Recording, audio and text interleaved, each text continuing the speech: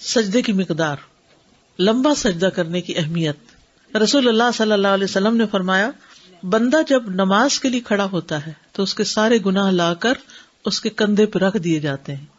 سارے گناہ کہاں رکھ دیے جاتے ہیں؟ کندھوں پہ رکھ دیے جاتے ہیں۔ اور جب وہ رکوع کرتا ہے یا سجدہ کرتا ہے تو اس کے گناہ اس سے جھڑ جاتے ہیں، یعنی وہ نیچے آتا ہے تو گناہ بھی گر جاتے ہیں، بشرطے کہ صحیح کیا جائے۔ براء ابن عازب کی روایت ہے کہ نبی صلی اللہ علیہ وسلم کے سجدے آپ کے رکوع اور دونوں سجدوں کے درمیان آپ کے بیٹھنے کی مقدار برابر ہوتی۔ پیچھے گزر چکی ہے بات۔ اس کا معنی یہ ہے کہ جب آپ کا قیام لمبا ہوتا تو آپ رکوع اور سجود بھی لمبا کرتے، اور جب قیام خفیف کرتے تو رکوع اور سجود میں بھی تخفیف کرتے۔ اس طرح لمبی نماز یا چھوٹی ہونے میں تمام ارکان برابر ہوتے، یعنی یہ نہیں کہ قیام تو بہت لمبا اور رکوع جلدی جلدی 3 دفعہ کہہ کے اٹھ گئے، پھر رکوع بھی لمبا۔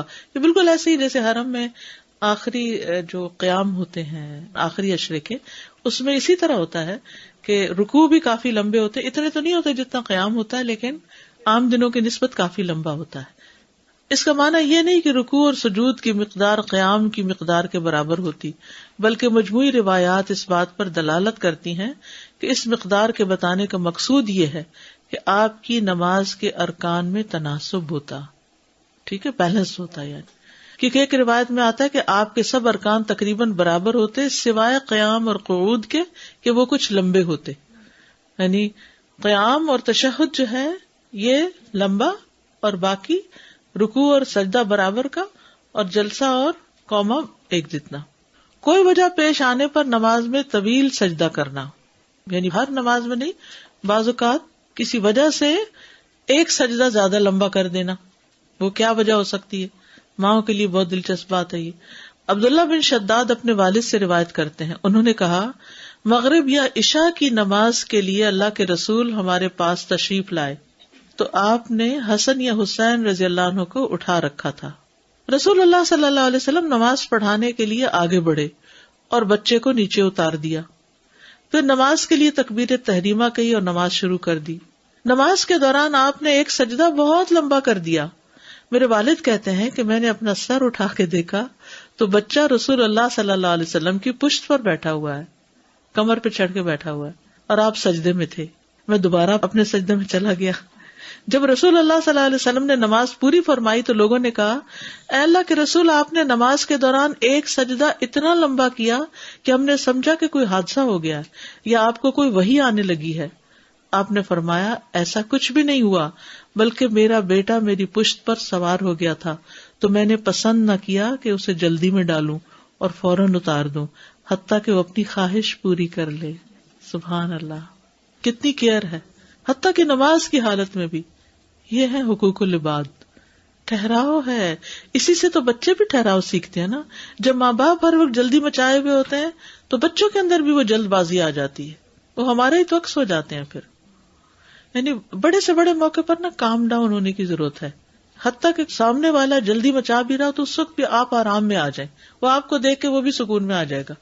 میں نے اپنے بچوں کو آہستہ بولنے کی عادت کس طرح سکھائی، خصوصاً ماں باپ کے سامنے، کہ ذرا سا وہ آواز اونچا کرنے لگتے تو میں وسپر کرنے لگتی، یعنی یہ کہنے کی بجائے کہ چپ ہو جاؤ، آہستہ بولو، یہ کہنے کو کوئی فائدہ نہیں۔ اگر آپ خود ہی بھی چیخ رہے ہیں تو وہ ان کو پتہ چل جاتا کہ ہم نے آہستہ کرنا ہے، لیکن اگر آپ برابر کا بولتے رہے تو وہ کبھی بھی آہستہ نہیں ہوں گے۔ اور پھر جب ان کو ایک دفعہ چیخنے کی عادت پڑ جاتی ہے پھر وہ جس سے بات کرتے چیخ چلا کے اور بدتمیزی پہ اتر آتے ہیں۔ یاد رکھیے 99% مسائل جو ہے نا انسان کی زندگی میں زبان سے شروع ہوتے ہیں، زبان سے شروع ہوتے ہیں۔ یہ کنٹرول میں آ جائے نا تو جنت کی بھی ضمانت ہے، اور جب ایک دفعہ زبان سے کوئی بات نکل جاتی ہے نا وہ واپس نہیں آتی۔ جتنا کوئی کہے معاف کر دو، کوئی کہے میں نے معاف کر دیا، سب کچھ ہو گیا، لیکن وہ زخم جو ہے نا کہیں پھر ہرے ہوتے رہتے ہیں، وہ زخم مندمل ہوتے نہیں ہیں۔ تو بہتر یہی ہے کہ انسان پہلے ہی کنٹرول کر لے اور پہلے ہی دھیان رکھے۔ نفل نماز کا سجدہ۔ حذیفہ رضی اللہ عنہ فرماتے ہیں کہ میں نے ایک رات نبی صلی اللہ علیہ وسلم کے ساتھ نماز پڑھی، آپ نے اس رات سورۃ البقرہ شروع کر دی تو میں نے کہا آپ 100 آیات پہ رکوع فرمائیں گے، پھر آگے چلے، میں نے کہا آپ سورت کو 2 رکعتوں میں پورا کر لیں گے، پھر آگے چلے، میں نے دل میں کہا آپ ایک پوری سورت پہ رکوع کریں گے، پھر سورۃ نساء شروع کر دی، پھر آل عمران شروع کر دی، اور ترتیل کے ساتھ خوبی سے پڑھا. پھر آپ نے سجدہ بھی کیا اور آپ کے قیام کے برابر لمبا تھا، خوب لمبا سجدہ، لیکن یہ نفلی نماز میں. تو اس لیے آپ دیکھیں ائمہ کرام مساجد میں جو نماز پڑھاتے ہیں وہ ایسی پڑھاتے ہیں کہ جو سب کے لیے آسان ہو، خفیف نماز پڑھاتے ہیں. اور ہم نے خفیف کو ہی اصلی بنا لیا ہے. اور گھر میں بھی اللہ ہمیں توفیق دے نفل پڑھنے کی تو اور جلدی پڑھتے ہیں کہ نفل ہی تو ہے، نفل کو نفل کہہ کے جلدی کر لیتے ہیں. کبھی کبھی لمبا بھی، کبھی اپنے لیے بھی وقت نکالیں. یہ اپنے رب کی عبادت جو ہے نا، یہ اپنا وقت ہے. ہم اس میں بھی فکر کر رہے ہوتے ہیں کہ اس کا یہ کام، اس کا یہ کام، اس کا یہ کام. سجدے کے دیگر احکام، زمین پر سجدہ کرنا، پھر اللہ اکبر کہتے اور زمین کی طرف جھکتے، سجدے میں اپنے ہاتھوں کو اپنے پہلوؤں سے دور کرتے. یعنی کھڑے کھڑے سجدہ نہیں ہوگا الا یہ کہ میدان جنگ میں ہو آپ. کپڑا پھیلا کر زمین پر سجدہ کرنا. انس بن مالک کہتے ہیں کہ ہم گرمی کی شدت میں رسول اللہ صلی اللہ علیہ وسلم کے ساتھ نماز پڑھتے تھے. جب ہم میں سے کوئی اپنی پیشانی زمین پر نہ رکھ سکتا تو اپنا کپڑا پھیلا کر اس پر سجدہ کر لیتا. آپ دیکھیے کہ ہمارے ہاں یہ کانسیپٹ ہی نہیں کہ خالی زمین پر سجدہ کیا جائے. ہم کہتے ہیں نہیں جائے نماز کوئی اگر شروع بھی کر دے تو حتیٰ کہ کارپیٹ میں بھی شروع کر دے اس کے آگے بھی جائے نمازیں بچھانا شروع کر دیتے ہیں. حالانکہ وہ سادہ کارپیٹ زیادہ بہتر ہے بنسبت رنگ برنگی جائے نمازوں کے. اور بعض اوقات وہ الجھتی رہتی ہیں اور پھر کبھی الٹی ہوگی، کبھی سیدھی ہو گئی، کبھی بل پڑ گئے، پھر نماز میں اس کو سیدھا کرنا بھی شروع کر دیتے ہیں. تو اس سے نماز میں خلل آتا ہے. نماز ایسی جگہ پڑھیں جہاں کم سے کم موومنٹ ہو. امت محمد صلی اللہ علیہ وسلم کے لیے تمام روئے زمین پر سجدہ کرنا جائز ہے، بس پاک ہو. ابو امامہ رضی اللہ عنہ سے مروی ہے کہ رسول اللہ صلی اللہ علیہ وسلم نے تمام انبیاء علیہ السلام یا امتوں پر مجھے 4 فضیلتیں عطا فرمائی ہیں.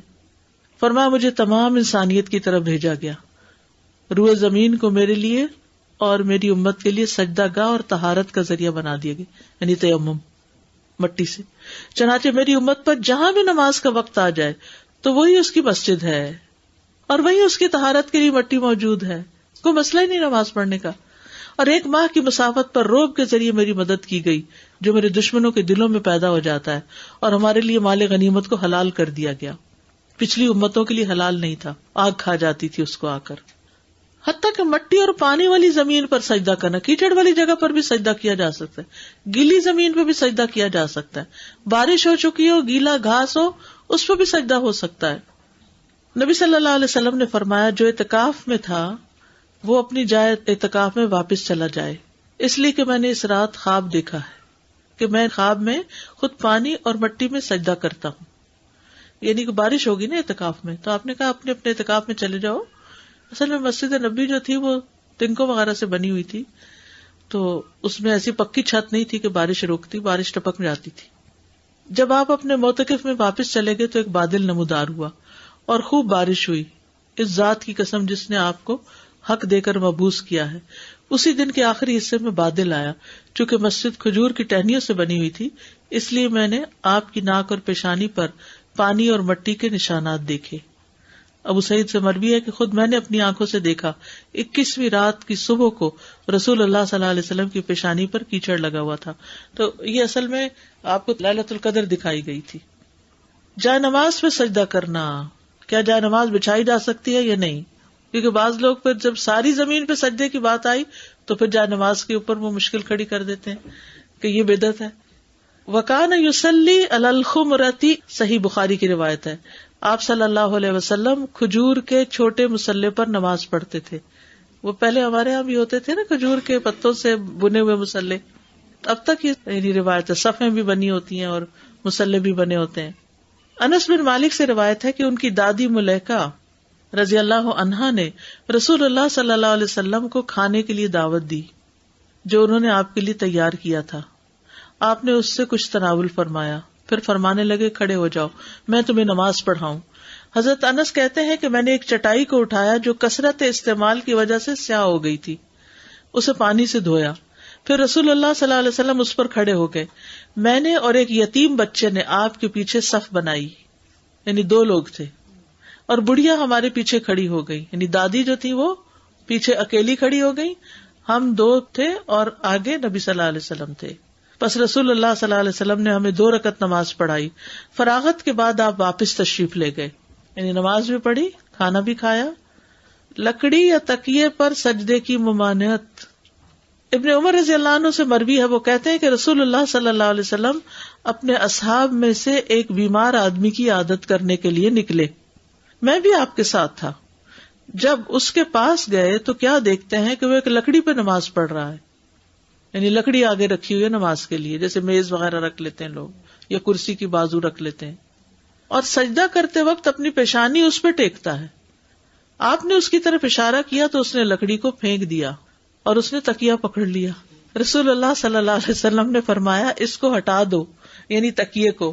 اگر تمہیں زمین پر سجدہ کرنے کی طاقت ہے تو ٹھیک، ورنہ اشارے سے نماز پڑھ لو، اور اپنے سجدوں کے لیے اپنے رکوع کی نسبت زیادہ جھکو.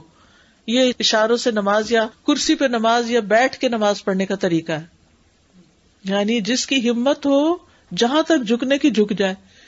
بعض اوقات آپ نے دیکھا ہوگا کہ کچھ لوگوں کو ورٹیگو ہوتا ہے، کچھ لوگوں کو چکر کی بیماری ہوتی ہے، وہ زمین پہ سر یا نیچے جھکا ہی نہیں سکتے، جا ہی نہیں سکتے. تو اب وہ کیا کریں گے؟ وہ یہ نہیں کریں گے کہ کوئی لکڑی یہاں رکھ کے تو اس پہ سجدہ کریں گے. وہ جہاں تک سر جاتا ہے آسانی سے، رکوع میں کم اور سجدے میں زیادہ. لیکن اگر کوئی ایسی بیماری نہیں ہے اور ویسے ہی آپ کے مثلا گھٹنوں میں تکلیف ہے یا پاؤں میں یا کسی جگہ کہ آپ پورا سجدے کی طرف نہیں جا پا رہے، یہ کمزوری اتنی ہو گئی ہے جیسے بہت بوڑھے لوگ، تو وہ پھر اشارے سے نماز پڑھ لیں. اپنے آگے کوئی اور چیز بچھانے کی ضرورت نہیں، نہ کوئی تکیا، نہ گاؤ تکیا، اور نہ کوئی لکڑی اور نہ کچھ اور. ٹھیک ہے. عمر بن محمد سے مروی ہے، انہوں نے کہا ہم حفص بن عاصم کے پاس ان کی بیماری میں عیادت کے لیے گئے. کہتے ہیں کہ انہوں نے ہمیں بیان کیا کہ میرے پاس میرے چچا عبداللہ بن عمر داخل ہوئے. کہتے ہیں میں نے اپنے لیے ایک گاؤ تکیا یعنی سرانہ دوہرا کیا ہوا تھا، اور میں نے اس پہ چٹائی بچھائی ہوئی تھی. یعنی چٹائی کی بھی رسم پوری کر لی اور اس کو اور اونچا بھی کر لیا، اور میں اس پہ سجدہ کرتا تھا.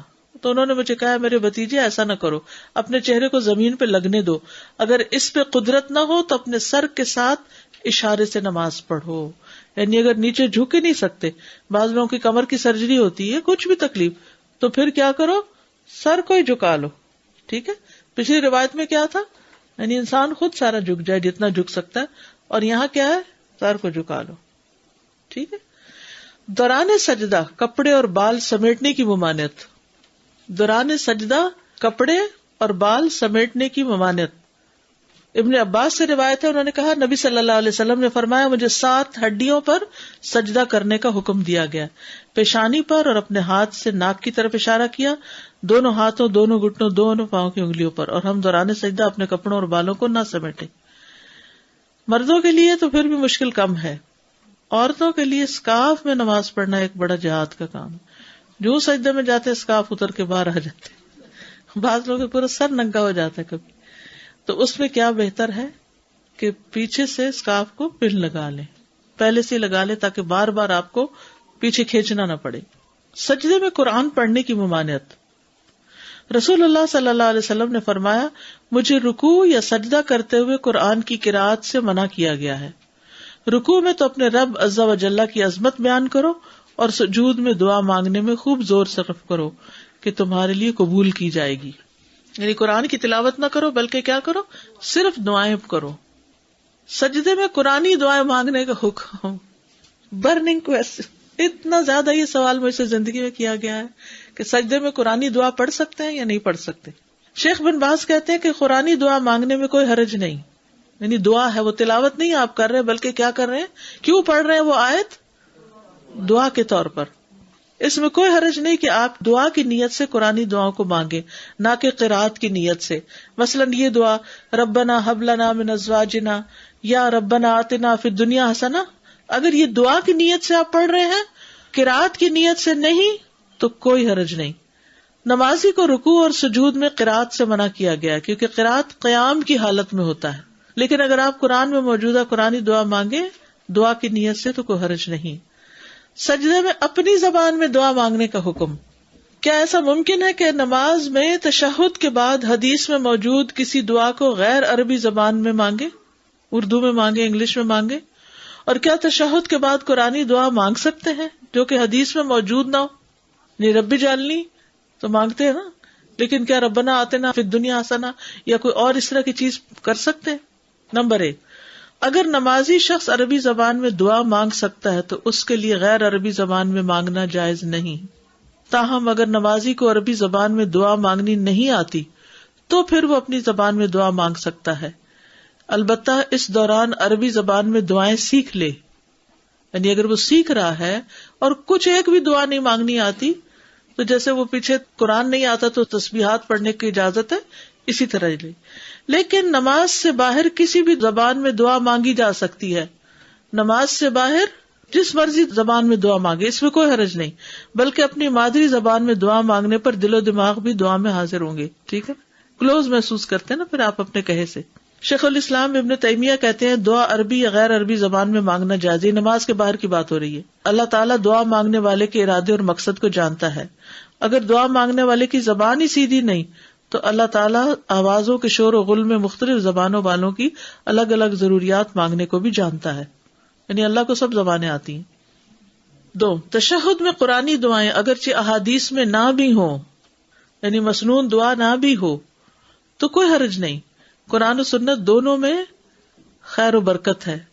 یعنی قرآنی دعا بعض اوقات تشہد کے لیے نہیں بتائی گئی، ٹھیک ہے، تو آپ یہاں قرآنی دعائیں پڑھ رہے ہیں، ربنا آتنا ربنا ہب لنا، تو کوئی بات نہیں، آپ پڑھ سکتے ہیں. قرآن و سنت دونوں میں خیر ہے. انبیاء کرام اور رسولوں کی دعاؤں کا ہمیں قرآن مجید سے ہی علم ہوتا ہے. حضرت زکریا نے جو دعا مانگی تو وہ کہاں سے پتہ چلتی ہے ہمیں؟ قرآن سے ہی. اور یہ بات یقینی ہے کہ انبیاء کرام کی دعائیں فصیح و بلیغ اور جامع ہوتی ہیں، تو قرآنی دعائیں زیادہ بہتر ہیں، مسنون دعائیں زیادہ بہتر ہیں بنسبت اس کے کہ اپنی کوئی باتیں شروع کر دیں. شیخ الاسلام ابن تیمیہ کہتے ہیں سب لوگوں کو چاہیے کہ کتاب و سنت میں آنے والی دعاؤں کو اپنی دعا کا حصہ بنائیں. قرآنی اور مسنون دعائیں سب کے پاس ہے، وہ کتاب سب کے پاس ہونی چاہیے. اور خاص طور پر رمضان میں جب لمبے سجدے کرتے ہیں نا تو دعائیں یاد کرنے کے بعد ہر صفحے کی ترتیب یاد کر لیجئے. جیسے 2 رکعت پڑھی آپ نے، یعنی 2 رکعت کے لیے پہلے 2 صفحے اچھے سے دماغ میں بٹھا لیں، کتاب رکھ دیں ایک طرف. 2 رکعت ہو گئی، پھر اس کے بعد اگلی نماز کے لیے پھر ایک نظر ان کو دیکھ کے دماغ میں بٹھا لیں، پھر پڑھ لیں، کیونکہ سجدے میں دعائیں قبول ہوتی ہیں. تو وہ کہتے ہیں کہ کتاب و سنت میں آنے والی دعاؤں کو اپنی دعا کا حصہ بنائیں، کیونکہ ان دعاؤں کی فضیلت، خوبصورتی اور ان کے صراط مستقیم پر ہونے میں کوئی شک نہیں. علماء کرام اور ائمہ دین نے شرعی دعائیں تفصیل سے بیان کرتے ہوئے بدعتی الفاظ والی دعاؤں کو مسترد کر دیا، اس لیے ان کی بتائی ہوئی دعاؤں کو اپنی دعاؤں میں شامل کرنا چاہیے. ٹھیک ہے. سجدے کی دعائیں، سجدے میں رب کی بڑائی کا اظہار. حذیفہ کہتے ہیں کہ میں نے ایک رات نبی صلی اللہ علیہ وسلم کے ساتھ نماز پڑھی، آپ نے سجدہ کیا تو کہا سبحان ربی الاعلی. آپ کے سجدے بھی آپ کے قیام کے قریب لمبے تھے. رب کی عظمت اور تعریف. عقبہ بن عامر سے روایت ہے، کہتے ہیں کہ رسول اللہ صلی اللہ علیہ وسلم جب رکوع کرتے تو 3 بار کہتے سبحان ربی العظیم و بحمدہ، اور جب سجدہ کرتے تو 3 بار کہتے سبحان ربی الاعلی و بحمدہ. یعنی خالی سبحان ربی الاعلی بھی کہہ سکتے ہیں اور سبحان ربی الاعلی و بحمدہ بھی کہہ سکتے ہیں. اپنے گناہوں کا اقرار اور بخشش کی درخواست. اللہم اغفر لی ما اسررت و ما اعلنت. رب کی تقدیس سبوح قدوس رب الملائکۃ والروح، یہ دعا بھی ہے صحیح مسلم میں. رب کی وحدانیت کا اقرار سبحانک و بحمدک لا الہ الا انت، یہ بھی دعا ہم پڑھ سکتے ہیں سجدے میں. پھر اللہ کی تسبیح اور تعریف بیان کرنا. جب مکہ فتح ہو گیا اور لوگ جوک در جوک اسلام میں آنے لگے تو پھر آپ یہ دعا کثرت سے پڑھتے تھے سبحانک ربی و بحمدک اللہم اغفر لی، سبحانک اللہم ربنا و بحمدک اللہم اغفر لی. رکوع میں بھی پڑھتے اور سجدوں میں بھی پڑھتے. حضرت عائشہ کہتی ہیں کہ رسول اللہ صلی اللہ علیہ وسلم وفات سے پہلے یہ کلمات کثرت سے فرمایا کرتے تھے. کون سے؟ سبحانک و بحمدک استغفرک و اتوب الیک. پھر اسی طرح سبحان اللہ و بحمدہ استغفر اللہ و اتوب الیہ. پھر اللہ کی کبریائی کا اظہار سبحان ذی الجبروت والملکوت والکبریاء والعظمت. ٹھیک ہے. پھر اللہم اغفر لی ذنبی کلہ دقہ وجلہ وأولہ وآخرہ وعلانیتہ وسرہ پھر اللہم اعوذ برضاک من سخطک وبمعافاتک من عقوبتک واعوذ بک منک لا احصی ثناء علیک انت کما اثنیت علی نفسک. پھر اسی طرح اپنی تخلیق پہ شکر گزار ہونا. اللہم لک سجدت وبک آمنت ولک اسلمت سجد وجہی للذی خلقہ وصورہ وشق سمعہ وبصرہ تبارک اللہ احسن الخالقین.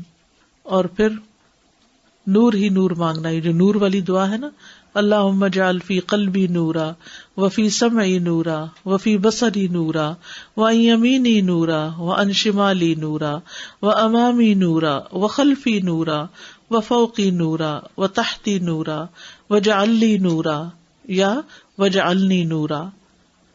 استاذہ آپ نے کہا نا کہ ابھی لکڑی پہ نہیں کر سکتے، تو جیسے دبئی کی مسجدوں میں جو نماز کرسی پہ بیٹھ کے پڑھتے ہیں اس کے آگے پوری ایک ڈیسک بنی ہوئی ہے کہ اس پر آپ سجدہ کریں. حدیث سے تو یہی پتہ چلتا ہے کہ صرف اشارہ کیا جائے، تو کسی اور چیز پر اس کے آگے جیسے ڈیسک اور انہوں نے اس کے پاس پہ فوم بھی لگی ہوئی ہے تو اس پہ سجدہ نہیں ہو سکتا. نہیں، اس پہ نہیں. استاذہ ابھی یہ چھوٹا سا ہمیں پارٹ پتہ چلا تھا کہ سجدے میں اپنی زبان میں بھی دعا مانگ سکتے ہیں، تو بعض اوقات ایسی حاجات آ جاتی ہیں. یہ کہاں کہا ہے؟ بس جب آپ دعائیں سیکھ رہی ہوں عربی میں اور آپ اپنی زبان میں بھی مانگ سکتے ہیں، جب آپ عربی میں یعنی جس کو سبحان ربی العظیم تک بھی نہیں آتا، کچھ بھی نہیں آتا، تو اس کی بات کی جا رہی جیسے کوئی نیا مسلمان ہوا ہے. جی ٹھیک ہے، لیکن اس کا یہ مطلب نہیں کہ ہم کچھ بھی نہ سیکھیں اور بائی برتھ ہم مسلمان ہوں. بچپن سے ہی ہمیں یہ تسبیحات وغیرہ سکھا دی جاتی ہیں. ٹھیک ہے. اللہ یہ کہ کسی کو کچھ بھی نہیں آتا جی تو پھر وہ تسبیحات وغیرہ تھوڑی بہت پڑھ کے پھر سجدے میں اپنی دعا مانگ لے. اچھا، اس کا میں یہ مطلب سمجھی کہ آپ کو سجدے کی سب دعائیں آتی ہیں لیکن ایک دم سے ایسی حاجات آ جاتی ہے جو آپ چاہتے ہو کہ فوراً دیکھیے بولو. قرآن و سنت جی میں ساری حاجتیں کور ہو جاتی ہیں. ٹھیک، ساری کی ساری. جی. ایک اور بات، جب ایوب علیہ السلام بیمار ہوئے تھے تو انہوں نے کیا دعا مانگی تھی؟ انی مسنی الضر وانت ارحم الراحمین، انت ارحم الراحمین. تو جب ہم صرف اللہ کی تسبیح کرتے رہتے ہیں اور اللہ کی تعریف کرتے رہتے ہیں تو اللہ کی رحمت کو دعوت دینا ہے. ہم سے زیادہ اللہ ہمارے مسئلے کو جانتا ہے تو درست کر دے گا. جی اساسا بھی جیسے ابھی ہم نے حدیث پڑھی حضرت انس کی کہ جب سپوز جیسے گھر میں امامت اگر کرا رہے ہیں بچے جیسا کرا رہے ہیں تو پیچھے جب ہم کھڑے ہوتے ہیں تو we should be standing behind the male or we can stand with our son or husband کے ساتھ کھڑے ہوتے ہیں تو بیہائنڈ دا میل ان کے ساتھ ہم نہیں کھڑے سکتے. گھر میں جب پڑے ہوتے ہیں تو چاہے گھر میں پڑھا چاہے کہیں بھی. ان کے بیہائنڈ اگر صرف دو ہیں تو پھر تھوڑا سا پیچھے ہٹ کے کھڑے ہوں گے، بالکل پیچھے نہیں. یعنی اگر تو جیسے آپ ہیں اور آپ کے ہسبینڈ ہیں صرف اونلی پرسن، پھر ہسبینڈ آگے ہوں گے اور آپ تھوڑا سا بس پیچھے ہوں گے. لیکن ابھی یہ سوال جماعت کی نماز سے ہے. میں نے وہ حدیث پڑھی تھی وہ حضرت انس کی نا، تو اس پہ مجھے ہو رہا تھا کہ جب انہوں نے کہا کہ ان کی گرینڈ مدر جو ہیں وہ اکیلی کھڑی. جی بالکل، عورت اکیلی پیچھے کھڑی ہوگی، بچے کے ساتھ یا بھائی وغیرہ کے ساتھ نہیں. اس سے پہلے ہم نے پڑھا تھا کہ قرآنی دعائیں نہیں پڑھنی چاہیے، رسول اللہ صلی اللہ علیہ وسلم نے منع فرمایا تھا. تو یہ قرآن نہیں پڑھنا چاہیے. قیام میں قرآن پڑھیں. آپ یہ نہ کہیں کہ آج میں نے ایک سپارہ ختم کرنا ہے تو کھڑی نہیں ہو سکتی، سجدے میں ہی پڑھ لیتی ہوں آدھا سپارہ. اچھا یہ نہیں کرنا. تلاوت قرآنی دعا تو کر سکتے ہیں. اگر ہم مسجد میں نماز پڑھ رہے ہیں جماعت میں، تو اگر ہم بعد میں آئے ہیں اور آگے کی صفیں کمپلیٹ ہو گئی ہیں تو مجھے یہ تو پتا ہے کہ درمیان سے صف شروع کرنی ہے. لیکن یہ اگر دوبارہ کوئی آئے تو وہ بائیں طرف کھڑا ہو یا دائیں طرف کھڑا ہو، جہاں مرضی کھڑا ہو جائے، دونوں طرح صحیح. ہمارے آفس میں کوائٹ روم ہے نیچے، اس میں مطلب کوئی بھی جا کے نماز پڑھ سکتا ہے اور عام طور پہ نماز کے لیے ہی ہے وہ. تو اکثر وہاں پہ صرف کوئی ایک آدمی ہوتا ہے اور اکثر میں اندر جاتی ہوں. اب دروازہ بند ہے. اور دوسری چیز یہ ہے کہ اس میں اب اگر جماعت کیا ان کے ساتھ غیر محرم کے ساتھ کر سکتے ہیں یا میں نکل ہی جاؤں وہاں سے؟ نکل ہی جائے. پاکستان میں ہم لوگ گھروں میں بیک ہوم نماز کے لیے لکڑی کے تخت بنائے جاتے تھے. وہ تو اسٹریٹ ہی ہوتے ہیں نا، سیدھے. جی جی، اس سے بہتر زمین پر پڑھنا ہے. لیکن وہ اس لیے کہ بعض اوقات زمین پر پہلے زمانے میں کوئی وہ نہیں ہوتے تھے کارپیٹس وغیرہ، یا ویسے صفائی کا اتنا اہتمام نہیں ہوتا، تو لوگ صفائی کی خاطر یا یہ کہ ہر نجاست اور ہر چیز سے الگ ہٹ کر ایک سیکرٹ جگہ رہے تو کوئی حرج نہیں اگر ایسا کوئی بنا ہوا ہے. لیکن زمین پہ کرنا افضل. مجھے یہ پوچھنا تھا کہ کم سے کم کتنے لوگوں میں جماعت ہو جاتی ہے گھر میں اگر پڑھیں، اور دوسری بات یہ کہ اگر ایک مرد ہو اور باقی عورتیں ہوں تو جماعت کے ساتھ پڑھ سکتے ہیں جی کہ پڑھ سکتے، 2 لوگوں کی بھی جماعت ہو جاتی. سبحانک اللہم و بحمدک اشہد ان لا الہ الا انت استغفرک و اتوب الیک. السلام علیکم و رحمۃ اللہ وبرکاتہ.